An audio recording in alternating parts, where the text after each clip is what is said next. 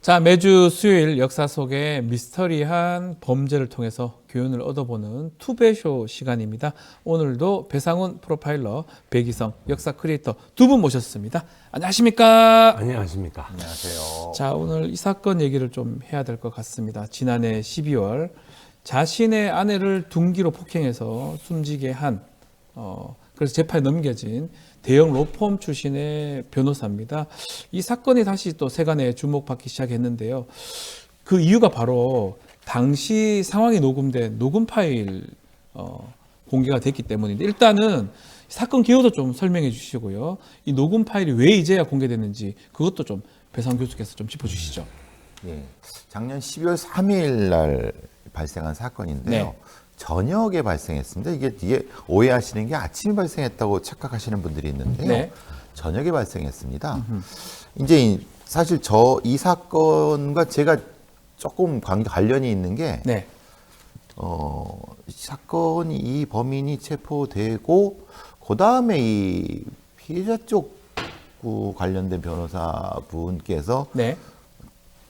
약간 연락이 오셨어요, 저한테. 근데 이제 왜 그렇게 됐냐면은 이 사건 현장 자체가 매우 독특하게 문제가 발생했습니다. 아하. 왜냐하면 물론 이제 탐사보 덕분에 그것이 알고 싶다 해도 분명히 알려지는 것처럼 범인이 그 자기 부인을 죽인 다음에 119 신고를 먼저 한 게 아니라 아버지한테 전화를 한 거예요. 아버지한테. 네, 근데 여기 아버지한테. 말하는 그 H라고 하는 그분이 우리나라에서 굉장히 유명한 분입니다. 네. 우리 박 변호사님 너무 잘 아시는 분이시죠. 네, 알죠. 네. 근데 힘도 세고 뭐 전전 정권 때는 뭐 핵심에 들어갔던 분이시고, 근데 그분의 딸이고 이 범인의 누나죠. 그 굉장하신 분들이에요. 네. 현장에 그분들이 왔다는 거예요. 아, 그분들이 왔다고요? 그러니까 말하자면 아버지하고 매형이라고 해야 되나요? 매형이 예, 예. 왔다. 그러니까 이게 이상하다는 거죠. 살인을 한 다음에 말하자면 그 경찰에 신고를 한 게 아니라 아버지를 불러갖고 아버지를 불렀어요? 그게 정확히 CCTV에 다 나와 있습니다. 네네. 그거죠. 그러니까 이 상황 자체가 매우 이상한 상황이어서 뭔가 이 피해자 쪽에서는 압박을 많이 느꼈어요. 그러니까 이렇게 거꾸로 한 거죠. 이게 이렇게 생각한 거죠. 너무 힘이 센 법조계에 힘이 있는 가족이 이 사건을 굉장히 비틀 가능성에 대해서 우려하는 과정에서 저같이 별거 아닌 사람한테 이걸 좀 압력을 느낄 수 없는 형태로 좀 퍼뜨려 달라. 이 사건이 이런 사건이 있다고 하는 것을. 네. 그런 상태에서 저도 이제 조금 이런 사건이 있어서 혹시라도 권력에 의한 어떤 사건이 비틀어지면 안 된다고 하는 걸 저도 제 유튜브를 통해서 얘기를 하면서 이 사건을 알게 된 건데, 사건 자체는 어떻게 보면 되게 단순합니다. 왜냐하면 네. 이혼 갈등을 겪던 남편이 부인과의 갈등 속에서 살해를 했다고 하는 것이 전체적인 내용인데, 아까 말씀드린 구체적인 내용 자체는 과정에서 여러 사람이 개입했다는 거. 또 하나는 이번에 밝혀진 거지만 그 현장에 아이가 있었다는 겁니다. 애가 있었다. 예, 와. 아들이 있었다는 예. 거고, 또 하나는 딸아이는 엄마랑 살고 아들은 아빠랑 살았어요. 네. 여기는 이 범행 공간은 아빠와 아들이 살던 공간인데, 네. 이 엄마가 여러 가지 아이 물품을 가져가는 과정에서 이런 범행이 벌어졌는데, 그 CCTV에 나온 것처럼 딸아이가 거기를 또 옮겨가게 됩니다. 아, 딸이 또 와요. 예. 예. 그러니까 이런 이상한 상황이 벌어지게 되는 부분이고, 전체적으로 이혼 청구 소송도 있었고요. 뭐 취소도 있었고, 그 범인에 의한 그 부인에 대한 의처증도 있었고, 이런 것들 때문이라는 거고, 또 하나는 요번에 문제가 되는 건 이 당시 현장을 녹음한 네. 이 녹음 파일이 당시에 있었던 이 핸드폰이 현장에 있었는데, 네. 그게 이제 수사 과정에서 드러나지 않았습니다. 왜냐하면 우리가 말하는 사과포는 네. 암호가 들어가면, 비밀번호를 걸어야 됩니다. 근데 예. 그게 아주 좀 매우 드문 방법으로 현출될 수 있다고 합니다. 네. 그러니까 이제 핸드폰 복사 방법으로. 그러니까 지금 이것은 유족들에 의해서 현출돼서 재판 중에 증거로 제출된. 그래서 이 사건 자체가 몇 가지의 이상한 상황이 벌어지는, 그 말씀을 잠깐 드리고 싶었습니다. 우리 백유 선생님도 이 사건 기억하시죠? 로펌의 아주 큰 우리나라 최대 로펌의 변호사인데, 미국 변호사긴 합니다. 변호사인데 아버지가 아주 유력한 몇 선이 5선, 6선인가요? 우선 제가 정말 이 자리에서 실명을 거론하고 싶어서 참 힘드네요. 참기가. 실명 결혼하시면 안 됩니다. 안 됩니다. 조금 그렇긴 한데. 아니 뭐 많잖아요. 공개된 사실인데 참 그래서 그런데 정말 이런 거는 역시 의처증이라고 하는 것은 못난 남편에 의해서 강력한 시댁이 존재할 때 나온다라고 하는 것이 정설이다. 이 사건 보면. 예, 저는 정말로 그 느낌입니다. 아하, 의처증. 강력한 시댁 주로 이제 뭐 시엄마 그 다음에 그 또 자기는 좀 정서적으로 독립하지 못한 아들. 네. 그래서 사실 딸 가진 부모들이 그 남자친구라고 데려왔을 때 가장 많이 보는 게 뭐냐 하면은 이 사람이 자기 아버지 어머니로부터 정서적으로 독립했는가 이거를 가장 먼저 봐야 된다고 그렇죠. 합니다. 그런데 요즘에는 어떻게 되냐면 아버지 엄마가 그 아들의 아버지 엄마가 뭐 건물주다 뭐다 이러면은 무조건 좋다 하거든요. 바로 여기에서 시댁의 의존증이 생기면서 정서적으로 독립하지 못함으로써 발생하는 현상이다. 네. 저는 그렇게 생각합니다. 자, 이 지금 녹음 파일 지금 내용도 조금 다뤄봐야 될 것 같은데 하나하나씩 조금 좀 짚어주십시오. 예. 대화를 하다가 갑자기 아내를 공격한 겁니까? 그 내용 자체는 그겁니다. 예.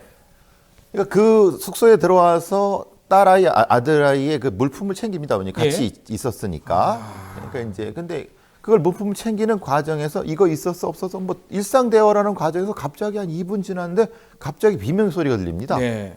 그러니까 이제 추정컨대 그리고 저 혈흔 패턴 분석상으로 봤을 때는 그냥 챙기는 거를 뒤에서 바로 공격했을 챙기고 가능성. 있는 걸 때렸다. 왜냐하면 그건 예. 명확히 왜냐하면 그 혈흔이 옮겨진 그 상황을 보면 예. 그건 명확히 합니다. 그건 아하. 이제 재판 중에도 나온 얘기니까 예.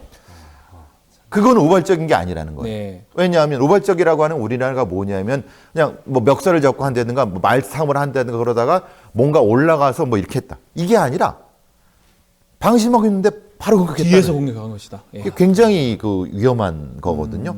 그거를 이제 녹음 파일에는 나타나 있죠. 갑자기 비명 소리가 들리고 막 그러죠. 아하. 아들이 있는데도 계속 범행을 계속 한 겁니까? 그 아들이 옆에 있는데? 그러니까 이 문제가 그것도 되는 게 이해가 안 되네요. 우리가 여기 예전엔 저도 이 사건에 예. 관련돼서 먼저 제가 들은 건 이거였습니다. 아들이나 딸이 분명히 있었는데 저는 그렇게 생각했어요. 방 안에 있었을 거라고 생각했어요. 예. 당연히 그래야 정상 아닙니까? 근데 문제는 그걸 보고 있었어요. 네. 아들이. 왜 그러냐면 그렇게 공격을 당하는 걸 보니까 그 피해자가 그 아들한테 좀 도와달라고 하는 게 나타나요. 아들한테. 예, 그러니까 그걸 보고 있었다는 거예요. 예. 그건 거꾸로 얘기하면 범인은 보고 있는데 공격했다는 거예요. 아하, 야, 참. 그래서 그 범인이 뭐라 그랬냐면 엄마인데. 예. 예. 그러니까요. 근데 야. 그 다음에 뭐라 그랬냐면 야, 너 들어가서 문 닫고 있어. 네. 라고 했다는 거예요. 너 보지 말고 지금 방으로 들어가라고. 들어갔다는 거예요. 예. 그러니까 그건 뭐냐면 있으나 없으나 아니면 있는 상태에 공격했다니까 이건 굉장히 위험한 아니면 이 범인이 아까 저 백일 선생님 말씀하신 것처럼 네. 굉장히 심각한 범인의 심리 상태를 얘기해 줄 수 있는 거죠. 자, 거기다가 뭐 마지막에도 뭔가 사과를 했다고 하는데 그 사과는 그겁니다. 네. 오빠라고 불렀어요. 예. 오빠 미안해라고 했는데 이게 거의 절명하는 순간에 나온 얘기입니다. 그러니까 아하. 이게 그 진심 사과가 아니라 예. 이 목숨을 이제 살려달라 예, 이런 그 의미인 것이다. 의미죠. 살려달라. 예. 그렇게 이해를 해야 된다 이 말이네요. 근데 문제는 마지막에 나온 게 이 그 범인이 얘기했다고 하는 네. 침착해 자기한테 아하.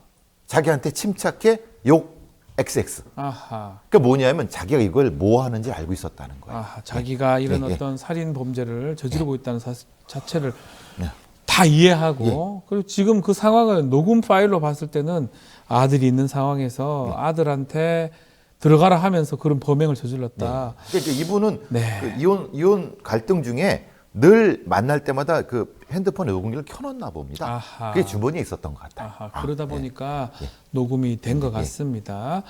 자, 이거 지금 중간에 이혼 소송 했다가 취하됐다고 하는데 각서도 써주면서 이혼 소송 취하를 했는데 이 H 현 변호사가 이때는 어떤 심리였다고 봐야 됩니까? 아무래도 이렇게 만약에 이혼을 하게 되면은 네.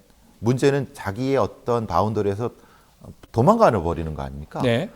아까 배선생님 말씀하신 것처럼 이런 사람들은 자기의 바운더리에서 도망가는 걸 굉장히 못 견뎌야 합니다. 네. 그러니까 이제 일종의 상당히 심각한 열등감도 있었을 겁니다. 여기서 말하는 게 조금 애매한 게 이게 변호사면 하지만 정확히 우리나라에서는 변호사가 아닙니다. 잘 아시는 것처럼 미국 변호사죠. 미국 변호사는 우리나라의 법정에 쓸 수가 없습니다. 네. 그러니까 박지원 변호사님처럼 전 한국 변호사입니다. 그러니까 이런 뭐 정상적인 우리나라에서는 이런 걸 할 수 있는데 그분은 못 하니까 그게 상당히 뭐라고 하나 그 문제가 있었을 겁니다. 그래서 컴플렉스 이제 같은, 그런 것도 포함해 갖고 굉장히 문제가 있다고 그 뭐 탐사보도 하면서 네. 지인들이 뭐 그런 얘기도 한 거죠. 네. 그런 부분 때문에 이런 각서 써주고 이혼 안 해주겠다고 하는 의미로 표현된 것 같습니다. 참 이해가 안 됩니다. 뭐 그럼에도 이제 아주 우리나라 최고의 대형 로펌 변호사, 미국 변호사지만 또 아버지도 5선, 다선 국회의원이고, 근데 평소 보면 의처증을 갖고 있었고 계속 학대를 하면서 아내를 또 아이들한테는 엄마 존재를 좀 부정시키는 이런 것도 사실은 어떻게 공부도 많이 하고 집안도 좋은 사람이 어떻게 이런 뒤틀린 심리를 좀 갖게 된 걸까요? 예, 아무래도 뭐 한국에서 네. 그 변호사를 못 한다라고 하는 거. 한국의 법조계에 몸을 담지 못했다. 네. 맞아요. 우리가 우리 박지원 변호사님 옆에 계시니까 제가 참 말씀드리기 그러는데 네. 우리 판사 출신 뭐 국회의원 이런 분들 얘기 들어보면 누가 사법고시 몇 회에 붙었다 그러면은 그 사람 법복을 입어봤어? 뭐 이렇게 얘기합니다. 네, 맞습니다. 그러면은 이제 판사냐 검사를 해봤느냐 이 말이거든요. 네, 네. 그럼 안 해봤다 그러면 에이 뭐 이래버립니다. 네. 그러니까 오늘 왜 그렇게 얘기하나? 그러면은 역시 변호사다. 야 한국 변호사야? 이랬을 겁니다. 분명히 주변 사람들이. 별거 아닌데 그런 예. 생각들이 있을 것 같아요. 전부 다. 박지원 변호사님은 변호사니까 별거 아니다 하지만 그 사람 입장에서 다르죠. 예. 그 사람 입장에서는 아마 또 가족들의 어떤 그런 차별적인 의식 같은 아버지도 것도 법조인 출신입니다. 예. 네. 아버지도 뭐 검사 출신이다 그러고 그 다음에 둘째 딸도 누나도 뭐 로스쿨 대단하신 뭐 그리고 분들입니다. 또 그 차남도 뭐 한국 변호사 네. 뭐 이렇게 그러니까 둘째 사위 네. 예 이런 사람 다 변호사 이러니까 자기만 한국 변호사가 아니다. 뭐 니는 말이지 뭐 고시를 못 붙고 말이지 뭐 미국으로 도망가 가지고 뭐 어쩌고 이런 식으로 당했을 것이다. 그러니까 이 뒤틀린 심사가 안에서는 그러니까 이런 거죠. 집 바깥과 집 안으로 이래 봤어요. 집 바깥에서는 한없이 약하고 집 안에 들어오면 한없이 강하고 네. 싶은 아하. 그야말로 딱 요즘에 그런 어떤 그 못난 남자 네. 예 이런 거 요즘에 강한 남자라는 거는 집 밖에서는 강하고 예. 집 안에 들어오면 한없이 약하고 뭐 언제나 그 음식물 쓰레기 봉투를 들고 다니는 저 같은 모습. 저도 뭐 마찬가지입니다. 그런 어떤 사람인데 아니 이 사람은 반대로 말이죠. 집 밖에서는 뭐 한없이 약하고 네. 집 안에 들어오면은 막 폭력을 써서라도 강하게 되려고 하는 그런 심리가 아닌가 그런 생각. 그런 심리 때문에 아내를 이렇게 폭행한다. 이혼을 청구했으니까 자기의 어떤 거로 도망가려고 하는 그렇게 느꼈겠죠. 네. 그게 더 자극을 했을 수 있죠. 근데 당연히 그 아내분께서는 당연히 그랬어야 되는 거예요. 저는 사실은 진작에 이혼을 못한 게 사실은 되게 했었어야 안타깝습니다. 된다. 사실 이러기까지 아하. 했는데 아이들 때문에 그랬습니다. 아이들의 미래 애들이 생각해서 있었으니까. 사실은 되게 안타깝죠.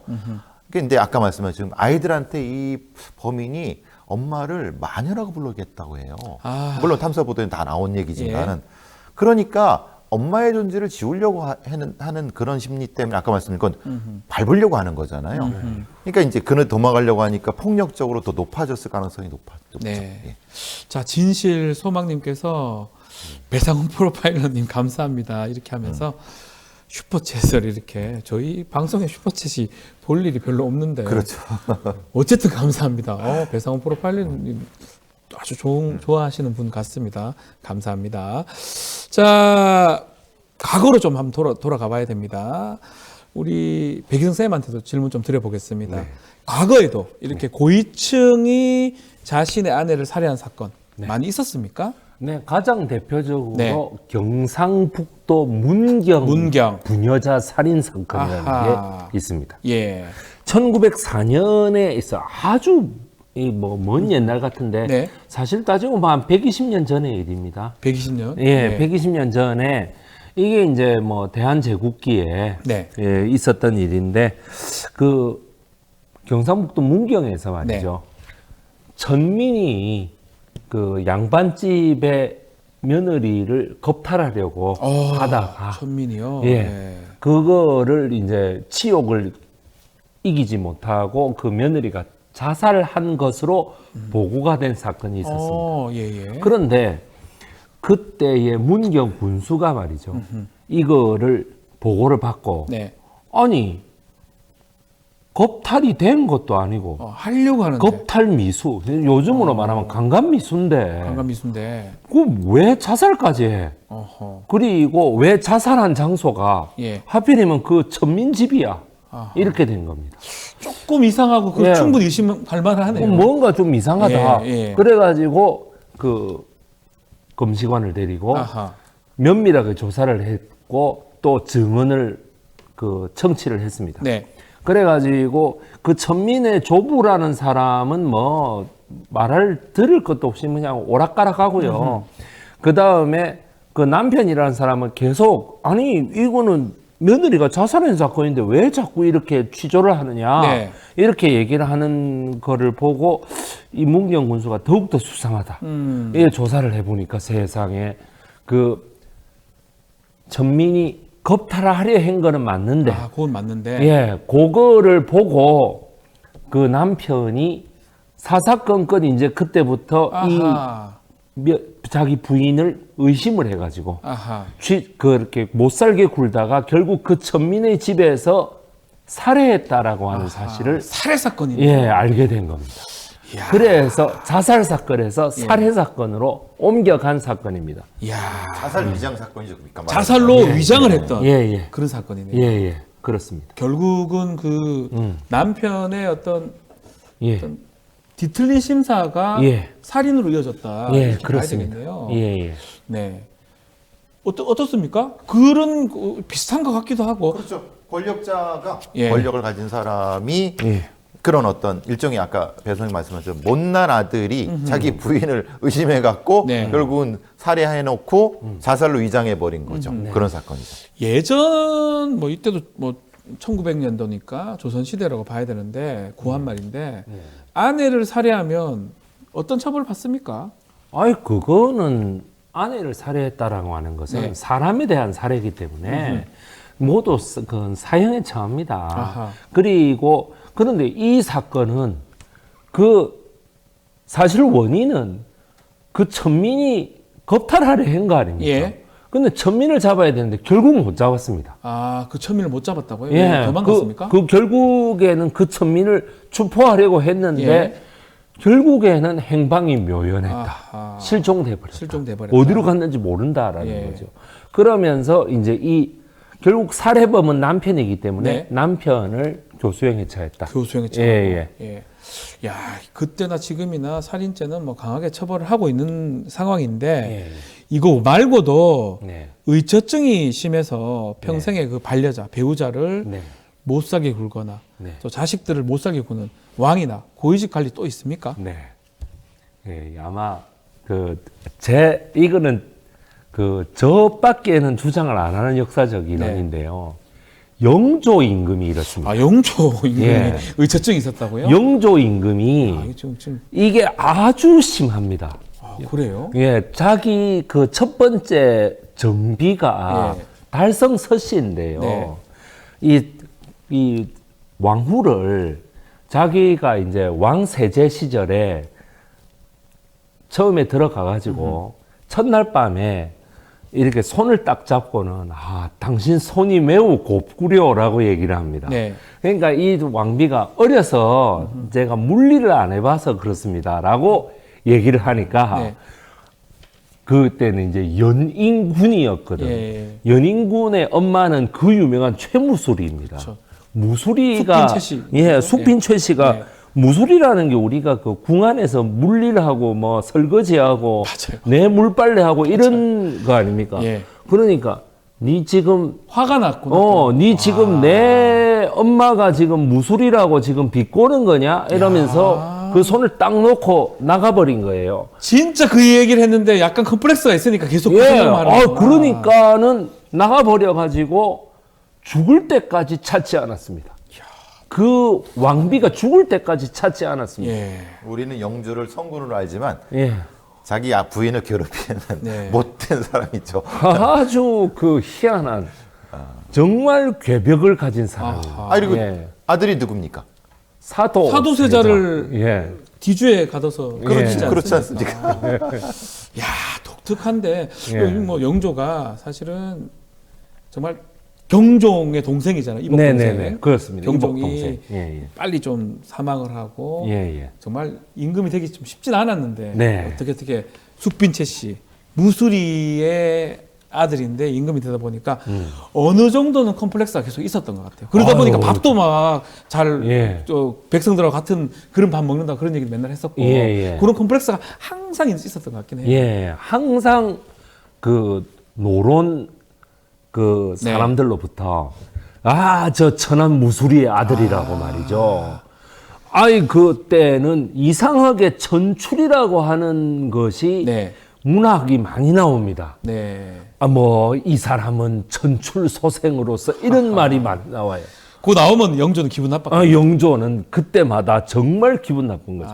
그래서 이 영조가 1751년에 내린 그 조치가 금주령입니다. 술 못 먹게. 예, 술을 못 먹게. 이 술을 못 먹는다라는 게 무슨 의미냐면은 주막이 다 없어진다라는 얘기예요. 주막이 다 없어지는 게 뭐냐면 담론 공간의 상실이다.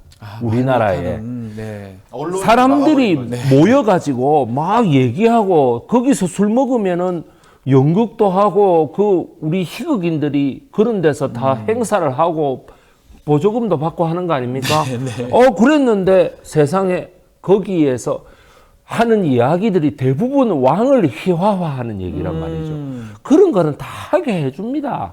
그런데 영조가 그걸 못하게 해버립니다. 문제가 이겁니다. 네. 영조의 아버지가 누구죠? 숙종이죠. 숙종이죠. 숙종. 예. 숙종은 금수저 중에 최금수저입니다. 그렇죠. 그러니까 조선시대 왕 중에 금수저를 일일이 따지면 네. 가장 혈통도 가장 최고의 혈통에다가 네. 그 아버지가 있는데 아들은 누굽니까? 천출로 의심받는. 천출을 그러니까 일으킬 수 있는. 그 네. 컴플렉스가 얼마나 심해. 아까 변호사님 말씀하신 네. 것처럼 그 컴플렉스가 부인도 괴롭히고 자식도 죽였다. 이게 사실 우리한테 많은 시사가 있죠. 야, 이 과거에 이렇게 결혼 생활이 좀 힘겹다, 너무 좀 살기 어렵다. 이혼도 가능했습니까 조선시대 때? 예, 이혼이 가능했습니다. 네. 그런데 이혼이 지금처럼 지금도 이혼하기는 어렵습니다. 우리가 네. 결혼이라는 거는 뭐 증인 2명만 데리고 가서 동사무소 가갖고 내 결혼하겠습니다 하면 됩니다. 저 다 해봐서 합니다. 네. 그런데 혼인신고하면 되지 않습니까? 그런데 이혼은 상당히 어렵습니다. 이혼은 합의 이혼을 한다고 해도 어렵습니다. 네. 그게. 예. 재판 이혼은 더더욱 어렵습니다. 그래서 뭐 진짜 3심제까지 가는 경우도 있고요. 그 과정에서 엄청난 그 감정의 소모가 일어나죠. 그거나 마찬가지입니다. 조선시대에는 그것보다 3배는 더 어렵습니다. 아하, 이혼하는 게. 예. 결혼도 조선시대에는 어려운데. 네. 조선시대는 혼인신고제가 아니지 않습니까? 네. 결혼도 어려운데 이혼은 3배로 더 어렵다. 그리고 이혼을 못하는 경우가 9가지 경우가 있어가지고. 이혼 못하는 경우 더 많아요? 예. 이혼을 여자의 인권이 개판이어서 막 네. 마구 내치는 줄 아는데 네. 부모의 3년상을 한 명이라도 같이 치렀던 경우. 그러니까 아버지든 엄마든 둘 다는 말할 것도 네. 없고요. 그 다음에 어려서 형편이 어려운데 네. 조강지처인 경우. 그 다음에 또 가정 형편이 매우 어려워가지고 네. 삼시세끼를 제대로 못하는 세월을 겪은 경우, 이런 경우에는 투기가 심하거나 아들을 못 낳아도 쫓아내지 못합니다. 그거 했으면 예, 조건을 갖췄기 때문에 이혼을 못하는 거군요. 예, 못합니다. 그렇기 때문에 예전에는 왕이 이혼하는 경우에는 네. 그 부인은 대부분 그 사형을 먹고 죽습니다. 아, 반역죄라야만 왕비를 내쫓을 수 있는 거예요. 네. 그거를 제대로 못한 경우가 사실은 숙종인 거죠. 숙종이 2년 왕후 장희빈을 한 번씩 내쫓았지 않습니까? 네. 그렇기 때문에 죽이는 것이 그 첫 번째 이유였고, 그 첫 번째 이유에 해당하는 게 연산군 엄마죠. 성종이 그 폐비윤 씨에게 사약을 내렸죠. 내리는, 그게 굉장히 유명하지 않습니까? 예. 그러게 이혼이라는 것이 곧 조선시대에는 거의 죽음에 가까운 일이었다. 이혼이 간혹 가능한 경우도 있었는데 네. 그거는 왕의 재가가 있어야 가능했다라는 거예요. 왕이 제가 왕이 지방관에 보고를 받고 이혼해라 이러면은 가능한 거예요. 네. 그러니까 얼마나 어려웠겠습니까? 거의 안 된다고 봐야 아니, 되겠네요. 거의 뭐 불가능하다고 봐야죠. 예. 뭐 마지막으로 좀 이런 범죄 사대부 뭐 권력자 따로 없다는 생각도 듭니다. 요즘도 마찬가지라는 생각이 드는데 우리 범죄 심리학자로서 이런 끔찍한 범행들, 아내를 살해하는 범행들 또 이 배경과 해법도 한번 말씀 좀 부탁드리겠습니다. 그러니까요. 이게 사실은 가족 구조라든가 네. 아니면 가족의 사회와 이런 부분에서 뒤틀린 심리가 결국은 이런 불행을 만들어낸다고 하면은 네. 심리가 뒤틀리기 전에 풀어야죠.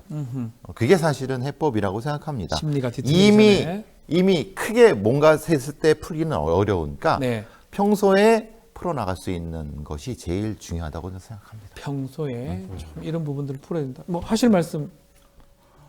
예. 예.